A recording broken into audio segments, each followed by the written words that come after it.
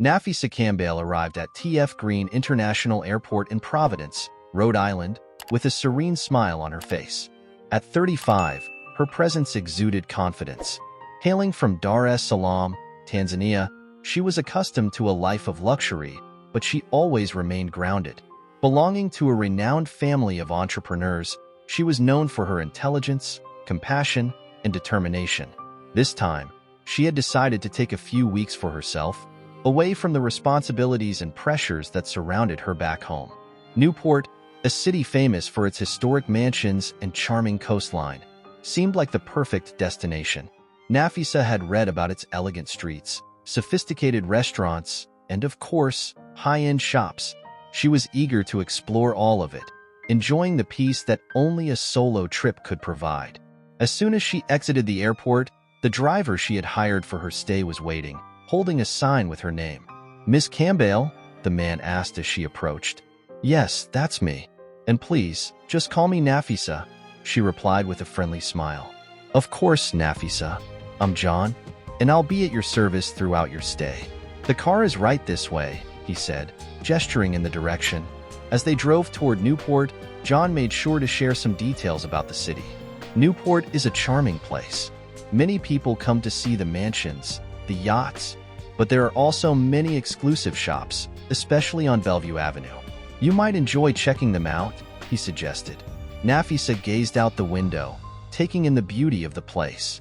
The tree-lined streets, the elegant houses, everything seemed to be in perfect harmony. She smiled, pleased with her choice of destination. "Sounds like exactly what I need, John. I'd love to explore those shops. Is there a particular jewelry store you'd recommend?" she asked, curious. "Oh, definitely. Carver's Jewelers is one of the most prestigious. They have incredible pieces, especially if you appreciate unique jewelry. But I don't want to overstep, just a heads up, they can be quick to judge people based on appearances," John said cautiously. Nafisa chuckled softly, understanding the driver's implication. "Don't worry, John. I'm used to dealing with judgments. Maybe I'll go there tomorrow," she said, more to herself than to him. Upon arriving at the hotel, Nafisa was welcomed with all the pomp and circumstance that a guest of her status deserved. She appreciated the courteous service, but at that moment, she was interested in nothing more than a bit of rest.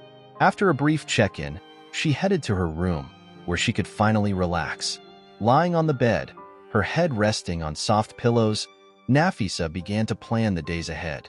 What attracted her most about this trip wasn't the luxury, but the opportunity to explore a new environment without the expectations that usually surrounded her. Newport was a city that promised just that, and she was determined to make the most of every moment. With these thoughts, Nafisa drifted off to sleep, eager to see what the next day would bring. The next morning, the sun shone brightly over Newport, illuminating the Victorian mansions and the elegant streets of the city. Nafisa woke up refreshed, ready to explore what Newport had to offer. After a luxurious breakfast at the hotel, she dressed in an elegant white outfit and put on her sunglasses, determined to visit the shops on Bellevue Avenue. When the car pulled up in front of Carver's Jewelers, Nafisa stepped out confidently. The jewelry store's facade was imposing, with windows displaying stunning jewels that sparkled in the sunlight. She took a deep breath, excited to see the pieces up close.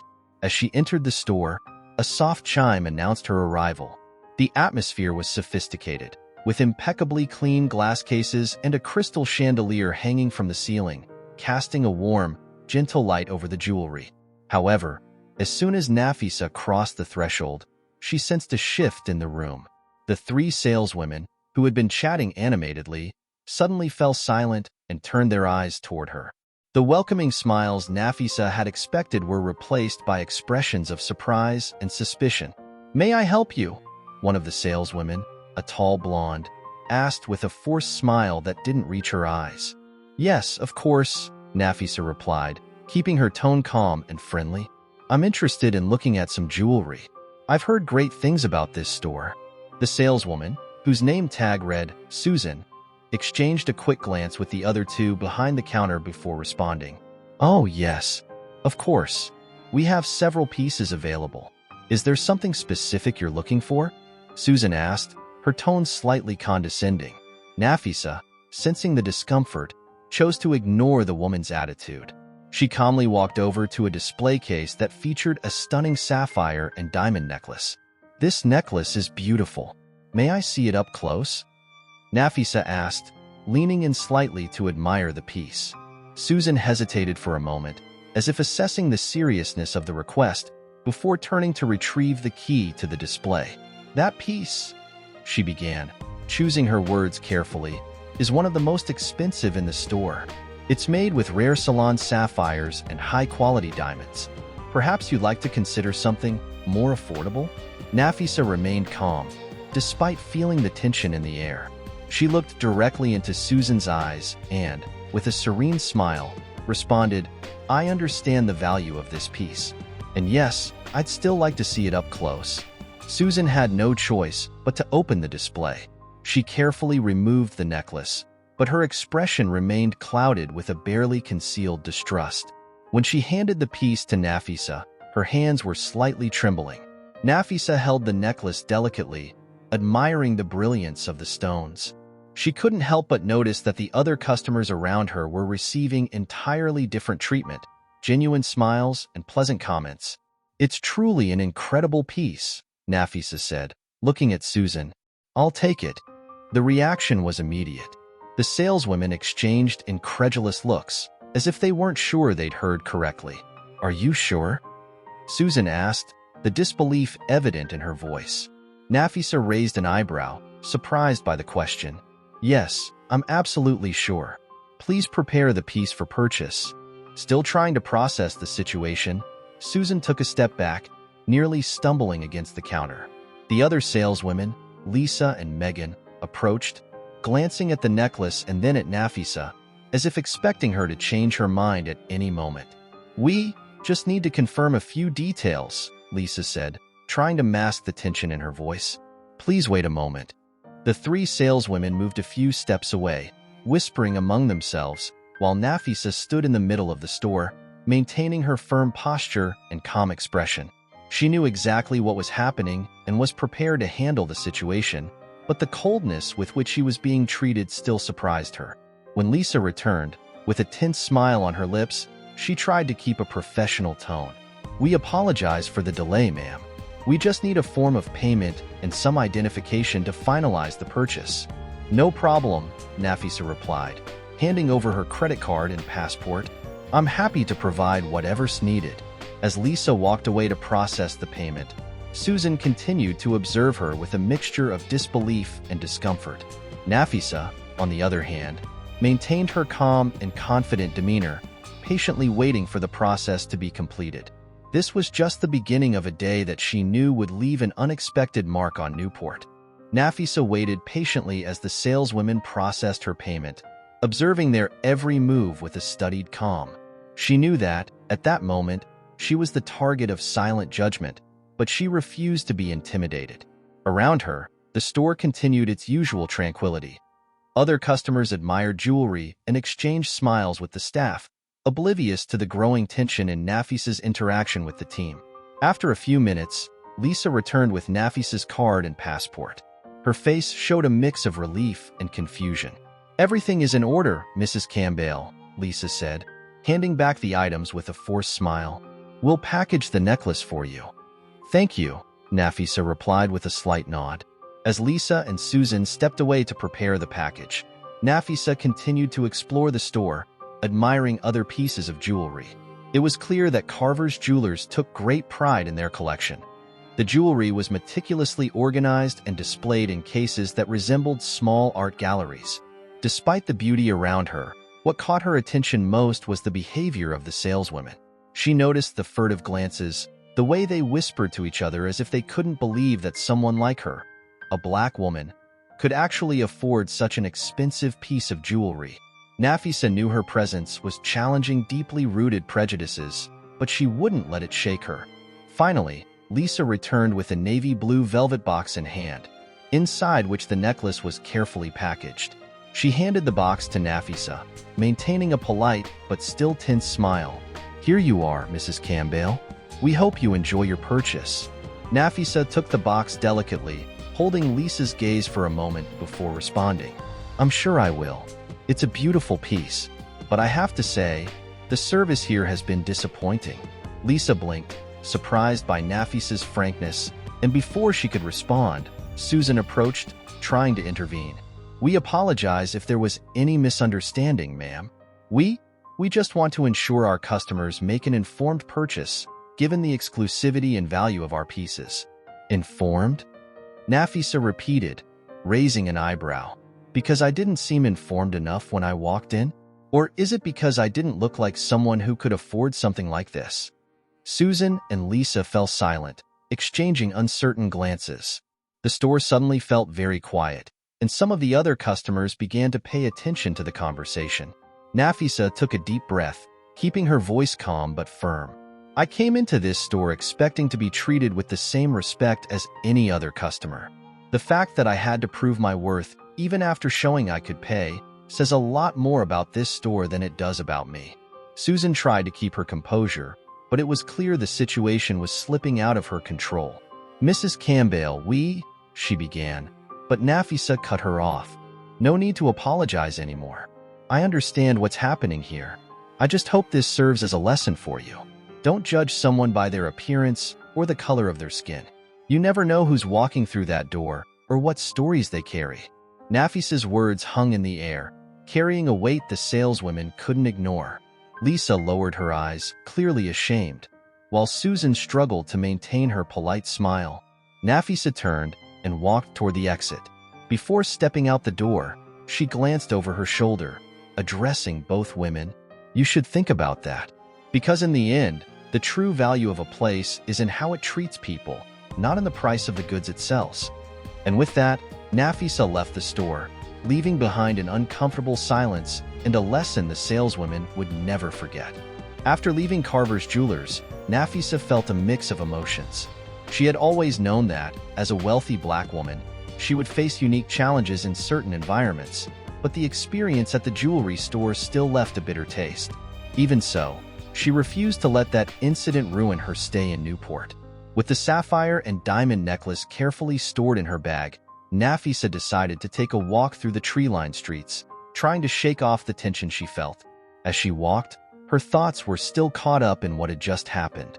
She recalled how Susan and Lisa had treated her, as if they struggled to believe that someone like her could have the means to buy such an expensive piece. Nafisa was accustomed to superficial judgments, but it still bothered her. Determined not to let the prejudice go unchecked, Nafisa returned to her hotel and called her attorney, Samuel Williams, a renowned lawyer who specialized in discrimination cases. She knew she needed to vent and perhaps get some advice on how to proceed. Samuel, she said when he answered, it's Nafisa. We need to talk. Nafisa, great to hear your voice. How are your vacations going? Samuel asked, his tone warm. They could be better, she replied, sighing.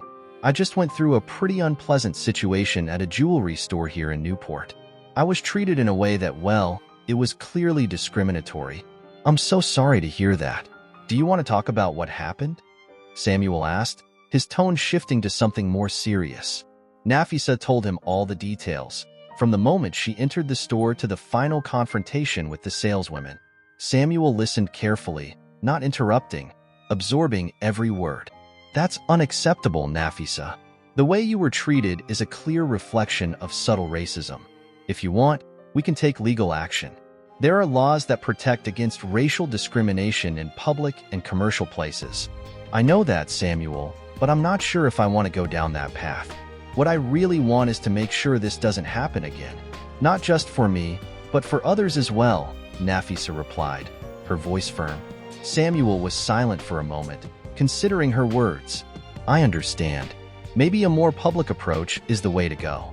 We could expose what happened, either through a press release or even on social media. You have a considerable platform, Nafisa. This could bring significant attention to the issue. That's an idea, Nafisa agreed, reflecting.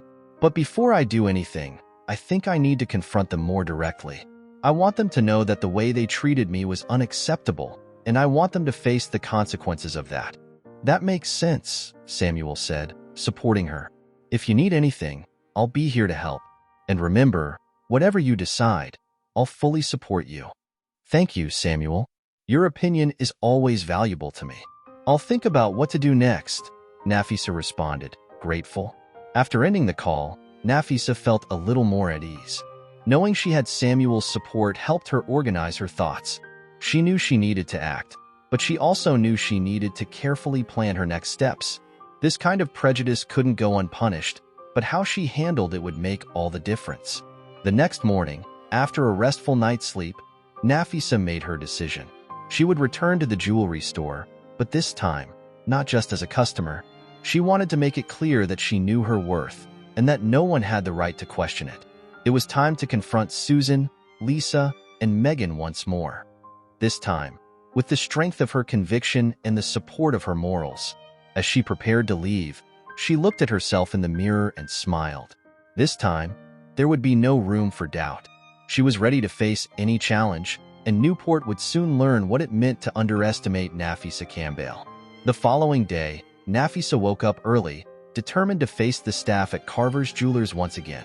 She dressed with elegance and simplicity, opting for a classic black dress and a pair of heels that gave her an even more commanding presence. She put on the sapphire and diamond necklace she had bought the day before, as a visual reminder of what she had achieved despite the prejudice she had faced. She wasn't just a customer. She was a woman determined to fight for respect. When she arrived at the jewelry store, she noticed it was busier than the previous day. The soft hum of conversation filled the air as customers inspected jewelry, and the saleswomen tried to keep up with the pace of service. As soon as Nafisa walked in, the chime of the doorbell caused several heads to turn in her direction. Susan, Lisa, and Megan were all present, each occupied with a different customer. However, it was Lisa who first noticed Nafisa's presence. She stopped mid-sentence and stared at her for a second before trying to regain her composure. "Mrs. Campbell, it's good to see you again," Lisa said, forcing a smile, though her expression betrayed a poorly disguised nervousness. Nafisa walked up to the counter with firm steps, and when she arrived, she made sure to look each of the saleswomen directly in the eye. "Good morning, Lisa, Susan, Megan," she greeted, her voice calm but full of purpose. "I'm here today because I believe we need to have a conversation." Susan, who was assisting another customer, quickly excused herself and joined Lisa behind the counter, while Megan, the youngest of the three, watched closely. "A conversation? About what, ma'am?" Susan asked, trying to keep her voice light, but there was an evident tension in her tone. Nafisa leaned slightly forward, placing her hands on the counter, displaying the necklace around her neck so that it was clearly visible. "About what happened yesterday. I want you to know that the way I was treated here did not go unnoticed. You judged me by my appearance, by the color of my skin, and assumed I couldn't possibly afford a piece like this. You were wrong, and that attitude is unacceptable." The other customers in the store began to take notice, their eyes discreetly turning to the scene unfolding at the center of the space. Susan swallowed hard, struggling to find the words. "Mrs. Campbell, I'm very sorry if you were offended. That wasn't our intention," Susan said, her voice now tinged with nervousness. "Not your intention?" Nafisa repeated, raising an eyebrow. "You question my ability to pay for something simply because I didn't fit the profile of the kind of customer you expect to see here. That wasn't an innocent mistake. It was prejudice. You looked at me and saw only my color, not my worth as a person." Megan, who had been silent until then, stepped forward. "Mrs. Campbell, please accept our apologies. We don't want you to feel that way. We can assure you that something like this will never happen again," she said, her voice soft and genuine. Nafisa looked at Megan, sensing the sincerity in her words, but she knew that apologies alone wouldn't suffice. "It's not just about apologies, Megan. It's about change. You need to understand that attitudes like the one you displayed yesterday are not only harmful, but also reflect poorly on the store itself. How do you expect to maintain a diverse clientele if you judge people before you even get to know them?" Susan and Lisa were visibly uncomfortable, and for a moment, it seemed like Susan was about to attempt another justification. However, she held back, realizing that any attempt to defend themselves would only make things worse. Nafisa continued, her voice now lower but still filled with determination. "I'm a strong woman and I know my worth, but what if it were someone else? What if it were someone who faces this kind of discrimination every day? You have no idea the damage you could cause. That's why I'm here, to make sure you learn from this. There was a long silence in the store as the saleswomen absorbed Nafisa's words. Megan was the first to speak again, this time addressing the other two as well. Mrs. Campbell, you're absolutely right. There's no excuse for what happened yesterday. We need to be better, not just as employees, but as human beings. And I promise you that I'll do everything I can to change this attitude here. Nafisa observed Megan for a moment, then turned her gaze to Susan and Lisa, who were clearly remorseful. I really hope you do, because if you don't change, others like me will continue to suffer the consequences of this prejudice, Nafisa concluded, taking a step back. I'm not here just for myself. I'm here for everyone you've already judged and everyone you might still judge. With those words, Nafisa turned to leave, but not before pausing at the door. I'll be keeping an eye on Carver's Jewelers. I hope to see improvements when I return to Newport. Good luck. She left the store, leaving behind a wave of impact that would reverberate through the walls of Carver's Jewelers for a long time. The saleswomen remained silent, reflecting on what they had just heard. For Nafisa, that confrontation wasn't just a personal victory, but a significant step in the fight against the prejudice that so many people still face every day. After leaving Carver's Jewelers, Nafisa felt a mix of relief and exhaustion. She knew she had done what needed to be done, but the emotional toll of confronting prejudice head-on was not something easily shaken off. She decided the rest of the day would be dedicated to herself, seeking moments of peace to process everything that had happened. Back at the hotel, Nafisa headed to the bar to get a coffee. She sat by a window, from where she could watch the bustling streets of Newport.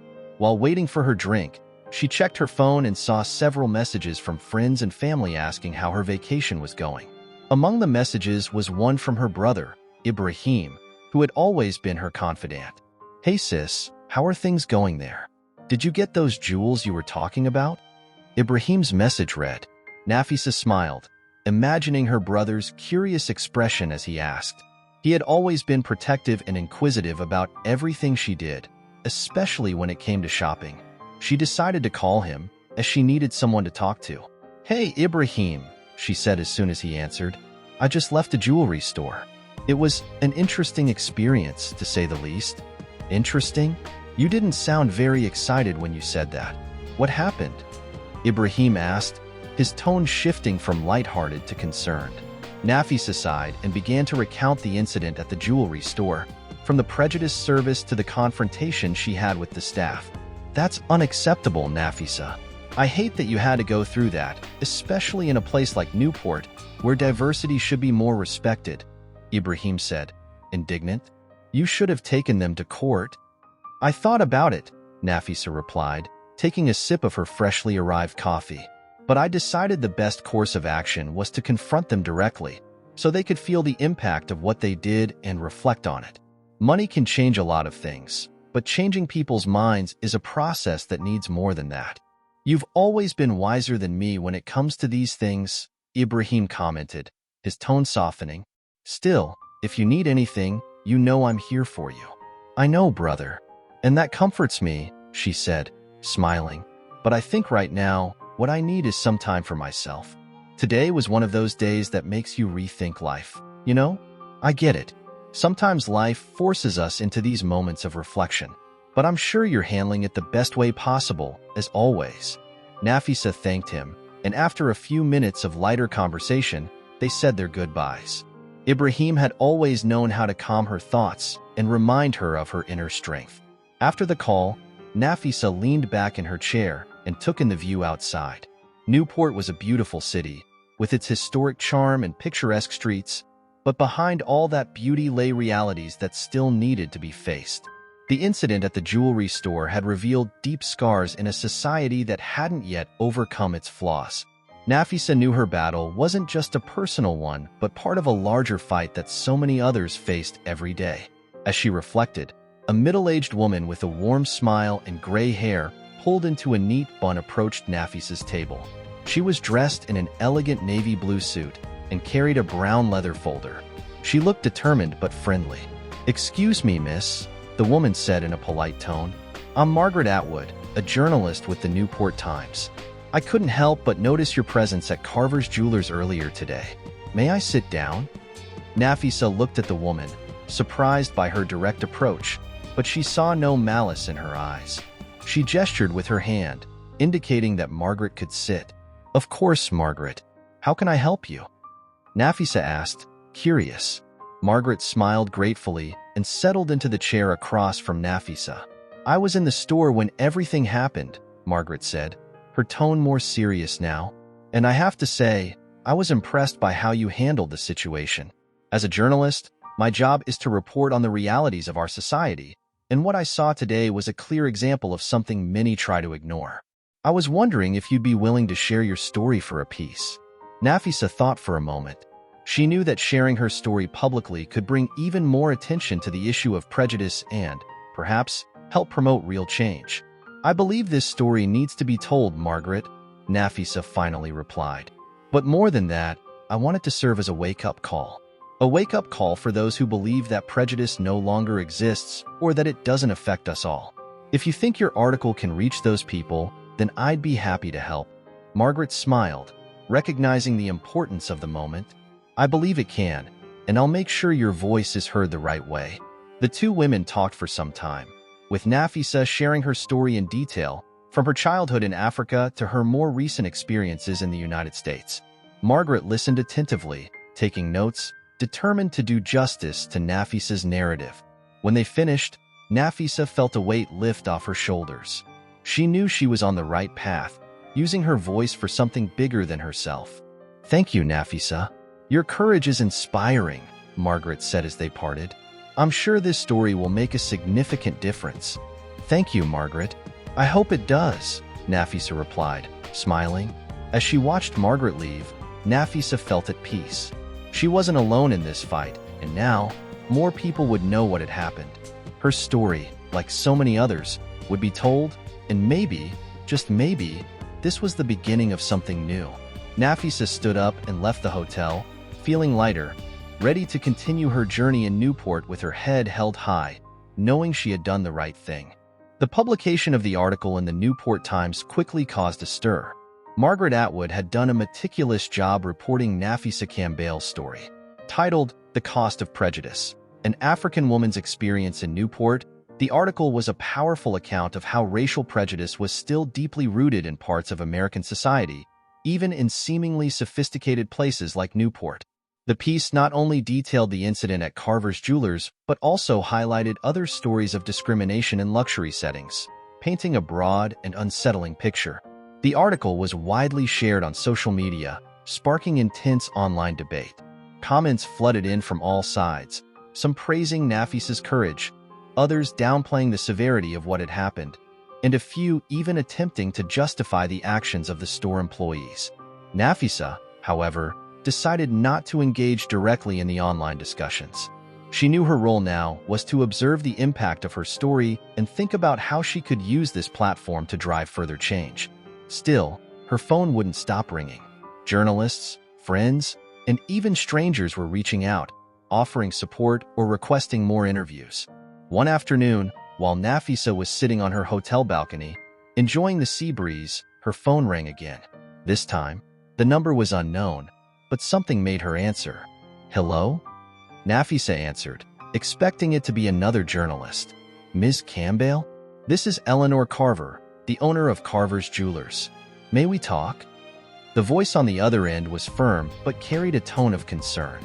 Nafisa didn't expect that call, but she recognized the urgency in Eleanor's voice. She knew she should hear what the woman had to say. Of course, Mrs. Carver. What would you like to talk about? Nafisa responded calmly, though she knew exactly what had prompted the call. First and foremost, I want to personally apologize for what happened in our store. I read the article in the Newport Times, and I'm deeply ashamed of my employees' behavior. This kind of attitude goes against everything our store should stand for, Eleanor said, her voice reflecting sincerity. Nafisa remained silent for a moment, letting Eleanor's words sink in.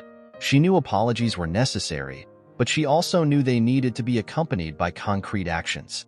I appreciate your words, Mrs. Carver, but I believe a simple apology isn't enough. What happened reflects a larger issue that goes beyond what was reported in the article.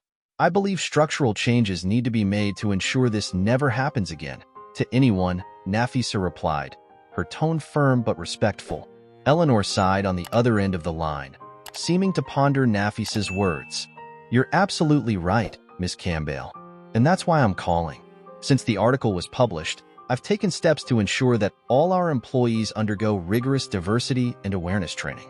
I'm also reviewing our internal policies to make sure Carver's Jewelers becomes an inclusive space where everyone is treated with the respect they deserve, Eleanor explained.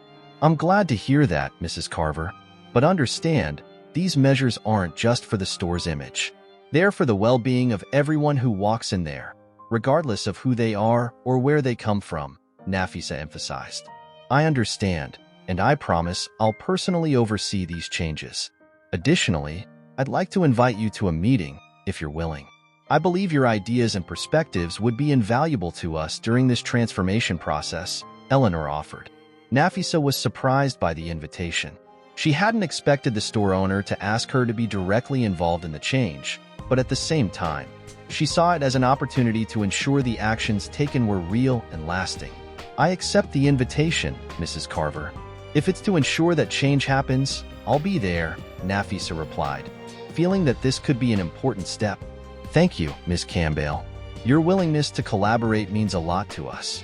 I'll be in touch with more details about the meeting. Once again, I apologize for everything that happened, and I hope we can work together to make things right, Eleanor said with a tone of gratitude. After ending the call, Nafisa sat in thought. She hadn't imagined that her experience in Newport would take on such proportions, but she felt grateful to be in a position where she could influence positive change. She knew this was just the beginning, and that the path to a more just and equal society would be long and full of challenges. However, that phone call gave her hope that significant steps were being taken. Later that same afternoon, Nafisa received another call, this time from Samuel Williams, her lawyer. Nafisa, I just read the article and saw the comments circulating. Are you okay?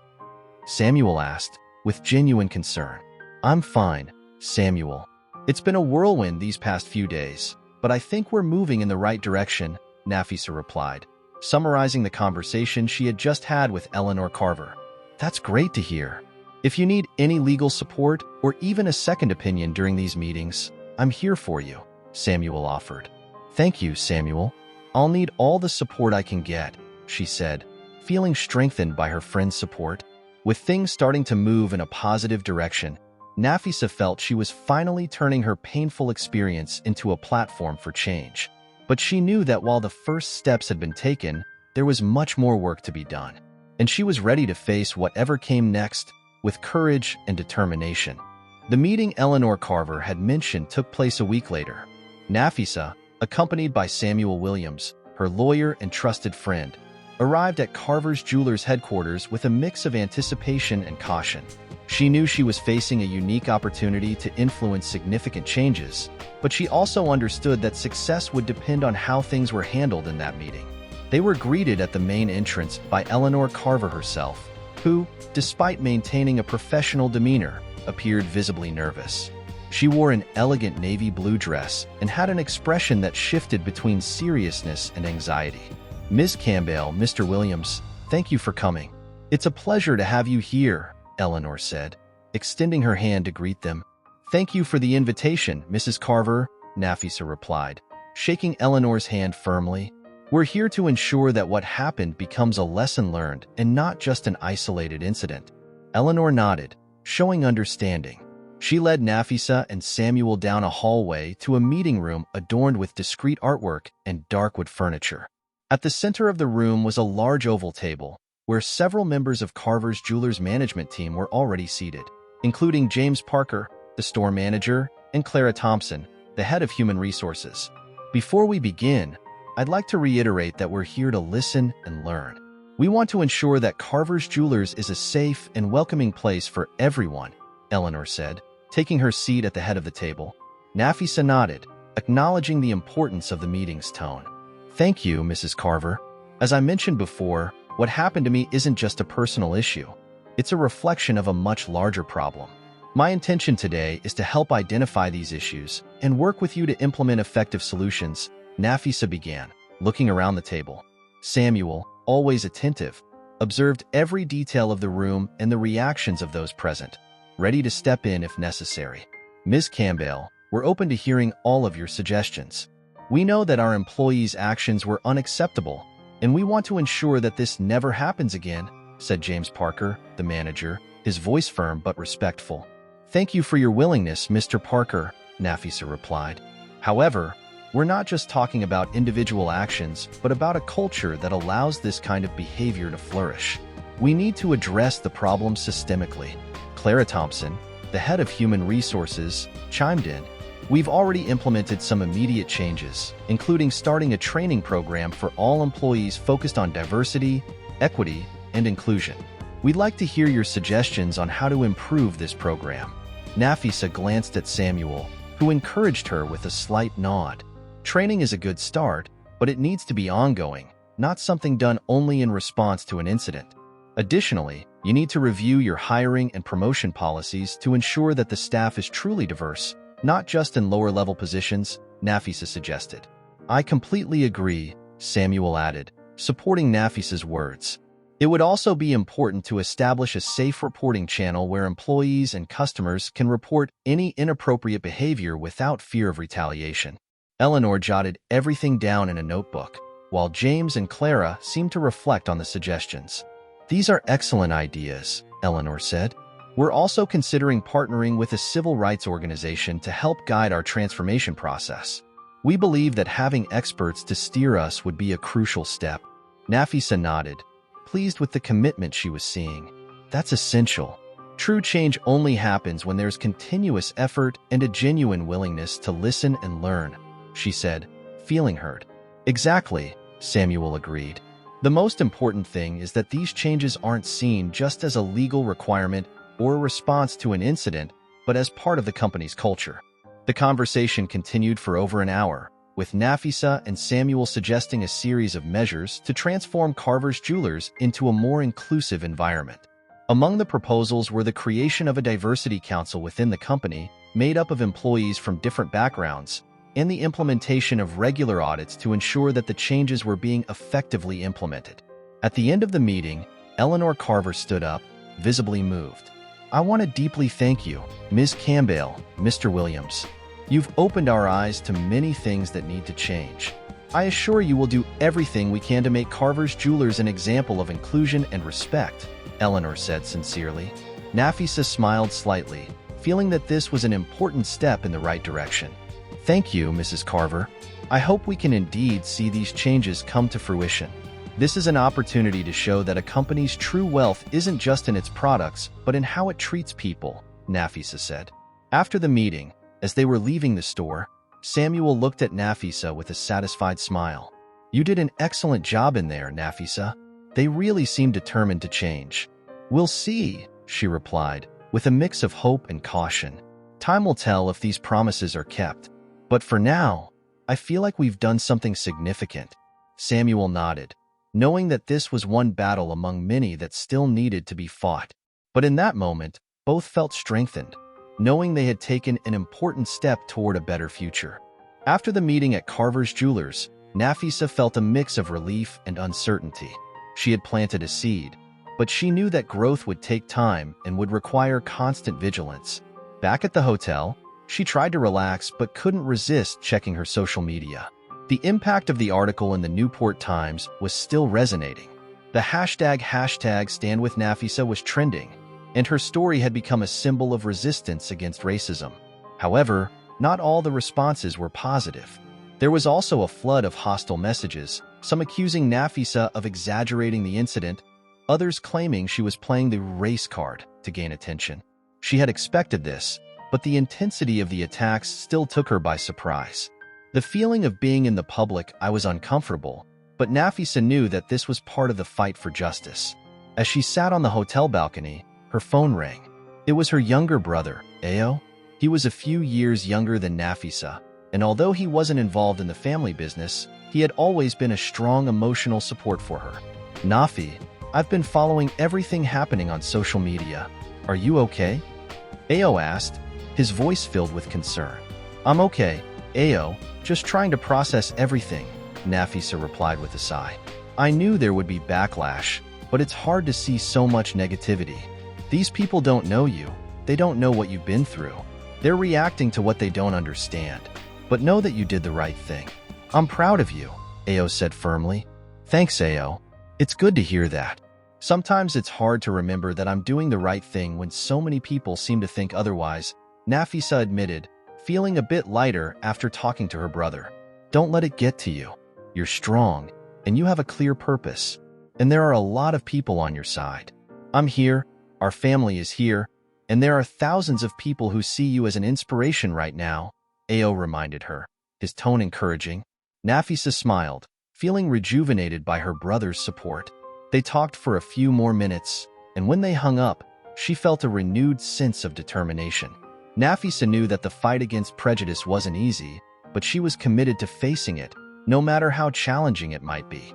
Later that same day, Samuel Williams stopped by the hotel for a visit. They met in the lobby, where they sat down for coffee to discuss the next steps. Nafisa, I've been keeping an eye on the online reaction. It's becoming something much bigger than we anticipated, Samuel said, as he scrolled through his phone, checking the latest updates. Yes, I've seen it. The amount of support has been incredible, but there's also a lot of negativity. People are quick to judge without understanding the context, Nafisa commented, taking a sip of her coffee. Unfortunately, that's how the digital world works. People have strong opinions, but they're not always based on facts. You need to protect yourself, both emotionally and legally. We've seen cases of online defamation that can turn into something serious, Samuel warned, a look of concern on his face. I'm aware of that, Samuel, but I'm not going to let them intimidate me. If necessary, we'll take the appropriate legal action, Nafisa replied, her tone firm. Samuel nodded, admiring Nafisa's strength. He knew she was going through a tough time, but he also saw that she was determined not to let it break her. Well, I'm here to help with whatever you need. And remember, the battle on social media is important, but the real impact will be made through the changes we can implement in the real world, Samuel said, trying to steer the conversation back to their main focus. You're right, Samuel. Social media has its power, but our work goes beyond that. We need to keep pushing for real change, Nafisa agreed, recognizing the importance of staying grounded. After Samuel left, Nafisa returned to her room, determined to keep her focus on the bigger goal. She knew that the journey wouldn't be easy and that there would be moments of doubt, but she also knew that she was making a difference. The online response, both positive and negative, was a reflection of how her story was touching people, and that motivated her to keep going. As she looked out over the horizon, Nafisa promised herself that she wouldn't let the criticism bring her down. She was a strong woman with a clear mission, and she was ready to face any obstacle that came her way. The pressure on Carver's Jewelers hadn't eased after the meeting. Nafisa kept a close eye on the changes being implemented and stayed in regular contact with Eleanor Carver.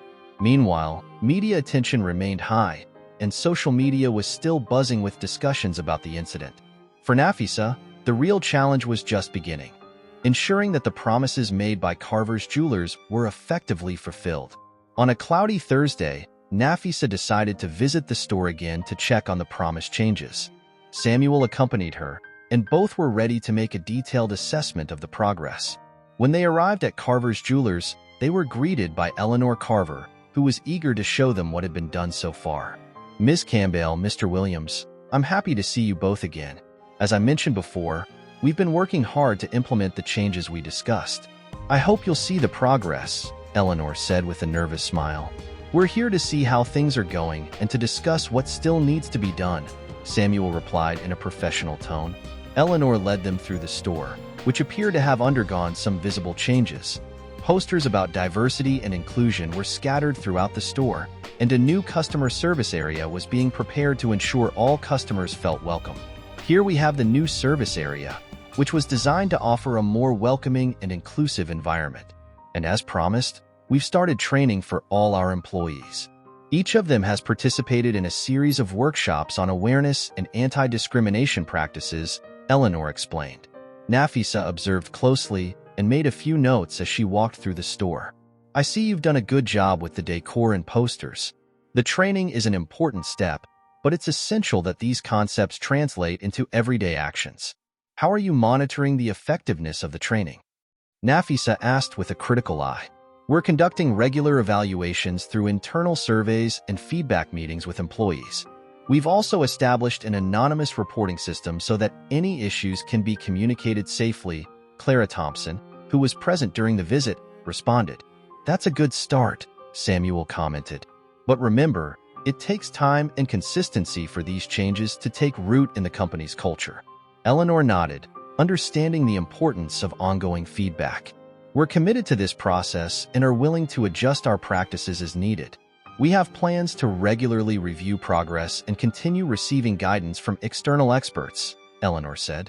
At that moment, a young employee named Emma, who had participated in the recent training, approached Nafisa and Samuel. Excuse me, Ms. Campbell, Mr. Williams. I just wanted to thank you for everything you've done. The training really opened my eyes to many aspects I hadn't considered before, Emma said sincerely. I'm glad to hear that, Emma.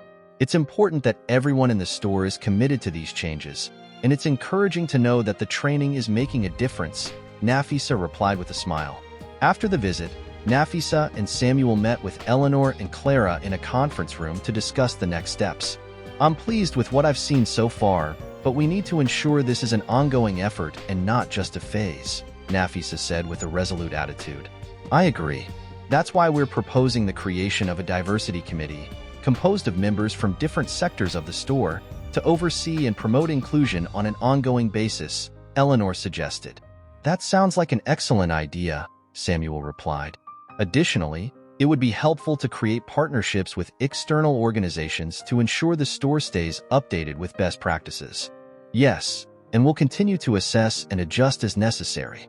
Commitment at all levels of the company is crucial to ensuring these changes are lasting, Clara affirmed. With the plans discussed and the next steps outlined, Nafisa felt a moderate sense of relief.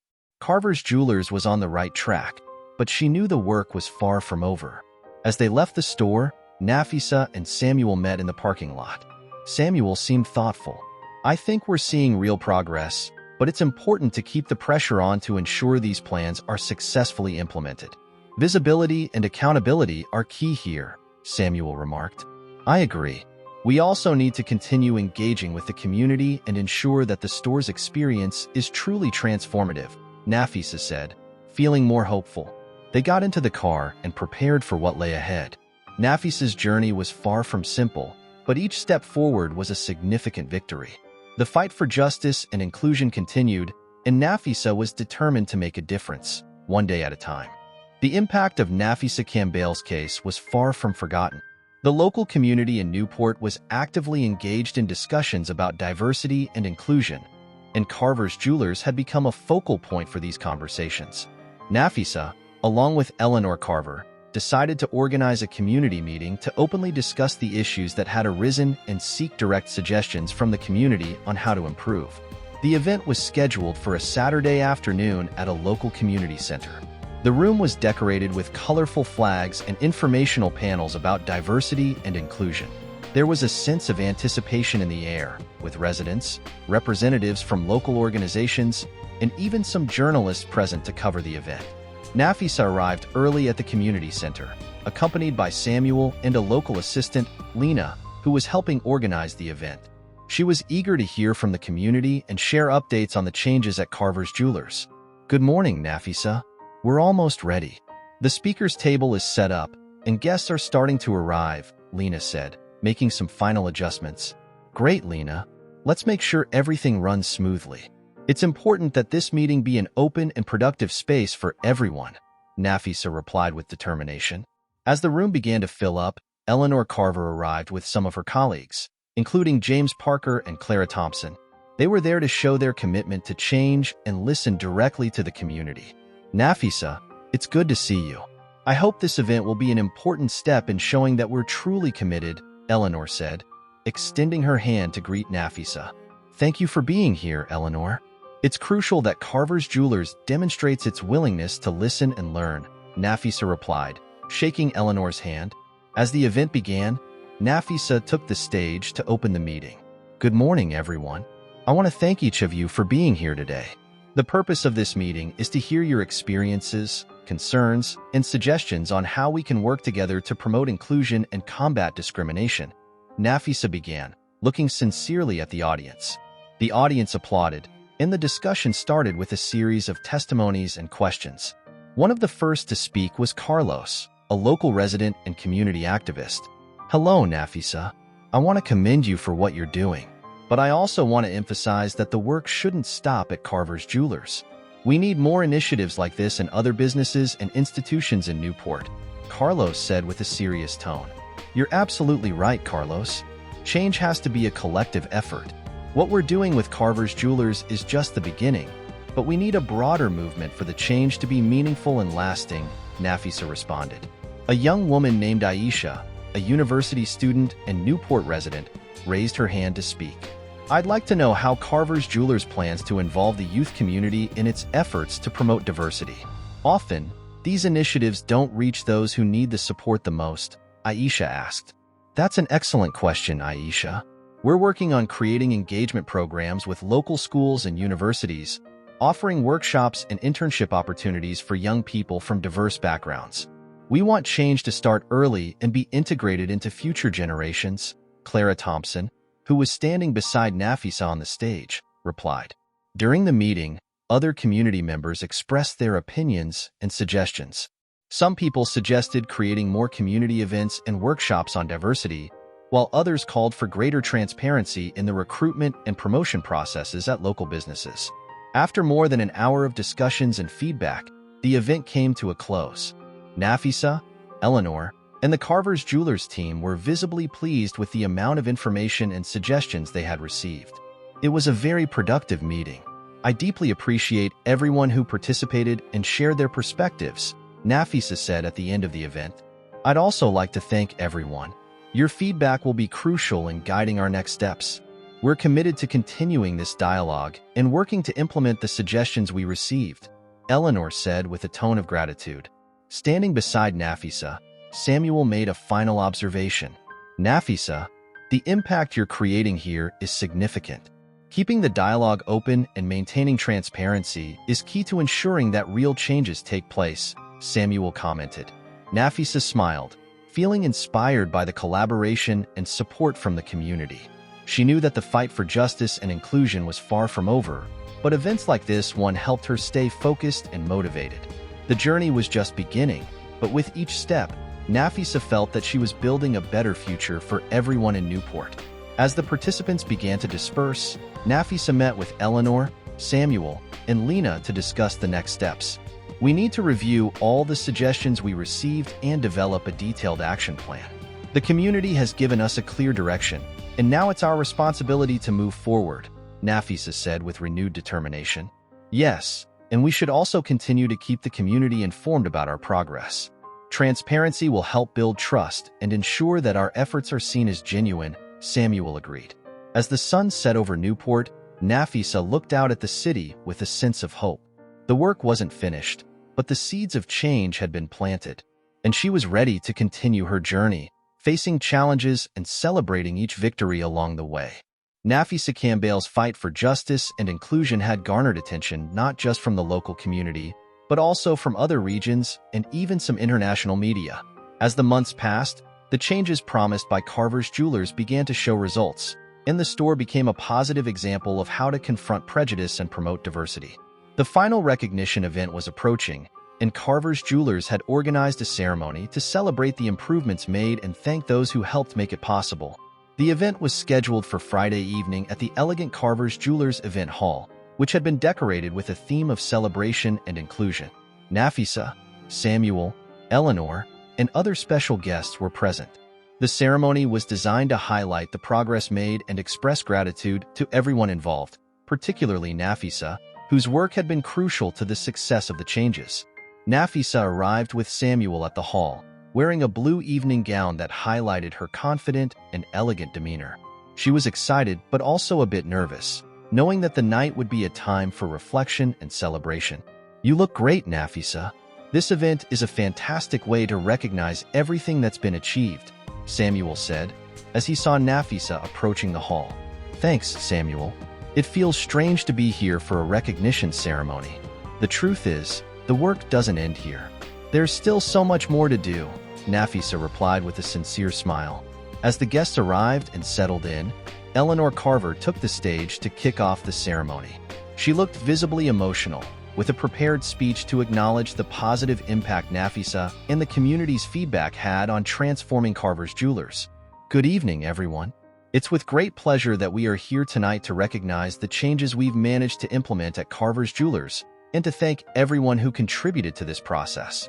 In particular, we want to express our deep gratitude to Ms. Nafisa Campbell, Eleanor began, with a solemn and sincere tone. The audience applauded, and Nafisa stood up, waving to those present. Eleanor continued, Nafisa has brought crucial issues of diversity and inclusion to light and challenged Carver's Jewelers to be a better company. Her courage and determination were instrumental in making real and meaningful changes. Tonight, we celebrate not just the progress made, but also the commitment to continue moving forward. Samuel approached the stage to present Nafisa with a special award in recognition of her work. The award was an elegant crystal plaque engraved with words of appreciation and acknowledgement. Nafisa, on behalf of the entire Carver's Jewelers team, it's an honor for me to present you with this recognition award. You are an inspiration to all of us, and your actions have helped make our company a better place, Samuel said, handing the award to Nafisa. Thank you so much, Samuel, Eleanor, and the entire Carver's Jewelers team. This award reflects the collective work we've done together. While this is a wonderful recognition, the real reward is seeing the difference we can make when we work together to create a more inclusive and just world, Nafisa said, with an emotional smile. After the ceremony, guests gathered for a cocktail reception, where lively conversations and compliments were the norm. Nafisa was surrounded by people who wanted to express their admiration and gratitude for her work. Among the guests were Carlos, the community activist, and Aisha, the young student who had participated in the community meeting. Nafisa, congratulations. It was incredible to see all the progress you've helped to achieve. You made a real difference, Carlos said, with a genuine smile. Thank you, Carlos. I'm glad to know the work is having a positive impact, Nafisa replied, feeling satisfied with the recognition. Aisha also approached, with an enthusiastic look. I wanted to tell you that the youth engagement program you suggested has really started making a difference. Many of us at the university are already participating and promoting these initiatives. You've inspired many of us to do more, Aisha said, with a tone of gratitude. That's wonderful to hear, Aisha. I'm so glad the work is inspiring the next generation. Keep making a difference. Nafisa responded, feeling uplifted by the positive energy from the young people. As the night went on, Nafisa reflected on the journey she had traveled. From the initial incident to the changes implemented and the recognition received, the experience had been a roller coaster of emotions and challenges. But looking at the people around her and seeing the positive impact she had made, she felt a deep sense of accomplishment. As they left the event, Samuel walked alongside Nafisa. Nafisa, you did an amazing job. This recognition is well-deserved, but the most important thing is that you've helped create a legacy of change and inclusion, Samuel said, with a tone of admiration. Thank you, Samuel. But remember, the work continues. This is just the beginning. We need to keep fighting for justice and inclusion every single day, Nafisa replied, with a determined look. As they walked out of the hall, Nafisa felt a renewed sense of purpose. The fight for a more just and inclusive world was an ongoing journey, but with each step, she was helping to build a better future for everyone. And, despite the challenges ahead, Nafisa was ready to face them with the same courage and determination that had guided her thus far.